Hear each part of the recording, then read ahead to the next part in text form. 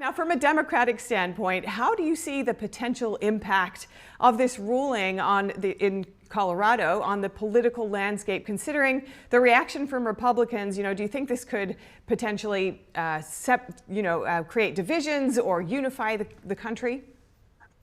Well, the other GOP nominees who are running for president have had a very negative view and are supporting Donald Trump on this decision that the judiciary should not be deciding who's on a ballot or who's not. But that's exactly what the judiciary is supposed to do.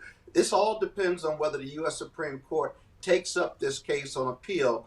Will the Colorado State Supreme Court decision stay on the books? Will it last, or will it be reversed by the U.S. Supreme Court, regardless of whether Trump has appointed 3 conservative justices or not? Democracy is in this court system, and democracy is what the Supreme Court will have to decide once it gets there.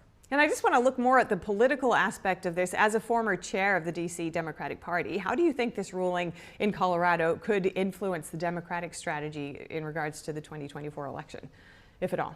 Well, I think there'll be other states, as you know, Michigan and Maine and Oregon are taking up similar issues vis-a-vis insurrection, the 14th Amendment, and whether Donald Trump should be on their state ballot. If he's not ultimately not on the state ballots, then that could have a significant impact on how many delegates he gets and whether he can get to the number to get the nomination of the RNC. From the Democratic side, the Democrats really want a rematch between Biden and Trump based on polling. Biden can beat Trump, according to most polls, notwithstanding how low Biden's numbers are, but we'll certainly have to see. Because if there's another Republican nominee for president, our strategy has to be looked at over and over again, and who knows what happens with a younger candidate. Indeed.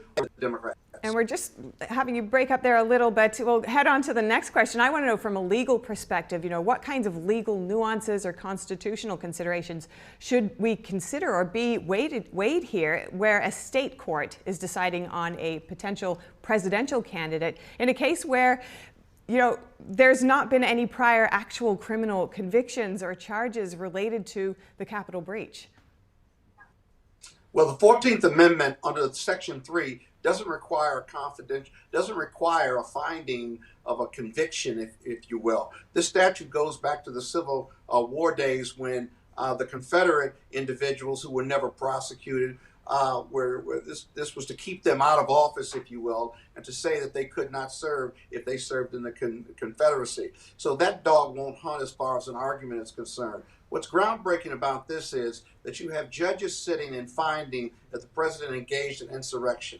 As Americans, that should bother all of us. Now, what happens at the Supreme Court, what happens at other states, we'll have to see. But other states, this decision makes it easier for other states like Michigan and Maine and Oregon to make a similar finding. That could affect the number of delegates that Donald Trump gets. It could affect whether he gets nominated by the RNC one way or the other, and whether his competitors for the GOP nomination can make a move on top of raising money and getting endorsements. We'll have to see. It's going to be an exciting 2024. It surely will. Lastly, Scott, considering your experience in both the legal and the political realms, how might all these courts' rulings impact the overall perception of justice and fairness and impartiality in these cases, and especially in regards to handling politically sensitive cases?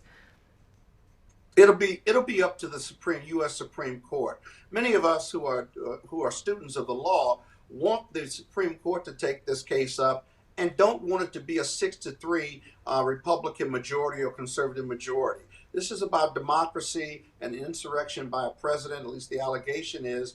And if the Supreme Court, by a unanimous decision, comes down that he engaged in insurrection, the 14th Amendment applies, and he can't be on the ballot, that would be a big victory for democracy, not just the Democrats, if you will. If it is a partisan vote 6-3 with the Republicans carrying the day, then I think this country loses more confidence in the independence of the judiciary. Remember, it is the only branch that is super independent, because that's where we go to resolve our disputes. The legislative branch and the other branch are certainly partisan. Thank you so much. A. Scott Bolden, great to speak with you. Thank you for having me.